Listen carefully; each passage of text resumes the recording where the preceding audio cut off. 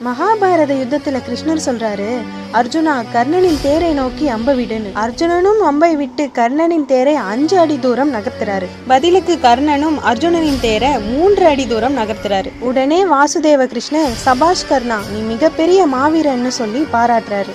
ஆச்சரியத்தோட அர்ஜுனன், கர்ணனை விட 2 அடி தூரம் அதிகம் நகர்த்தியவன் நானே, என்னை விட்டுட்டு நீங்க ஏன் அவனை பாராட்டினீங்கன்னு கேக்குறாரு. கிருஷ்ணர் சொல்றாரு, கர்ணன் மட்டும் இருந்த தேரை நீ 5 அடி தூரம் நகர்த்தியது பெரிய விஷயம் இல்ல, உன்னுடைய தேரில் நானும், தேரின் கொடியில் வீரத்திற்கே உரியவனான அனுமனும் இருக்கிறோம். எங்கள் இருவரின் எடை சேர்ந்ததுதான் இந்த மொத்த உலகத்தின் எடை. கர்ணன் எவ்வளவு பெரிய மாவீரனா இருந்திருந்தா இந்த தேரை 3 அடி தூரம் தள்ளியிருப்பான். அதனாலதான் நான் கர்ணனை பாராட்டினேன்னு கிருஷ்ணர் சொல்றாரு. ஸோ மக்களே, என்னதான் கர்ணன் மாவீரனா இருந்தாலும் வாய்ப்பு கிடைக்காம நிராகரிக்கப்பட்டதால அவரோட வீரம் பலருக்கும் தெரியல. எல்லாருக்கும் ஒரு திறமை இருக்கும், அதை கரெக்டான டைம்ல கரெக்டான நேரத்துல யூஸ் பண்ணா கண்டிப்பா சக்சஸ் கிடைக்கும்.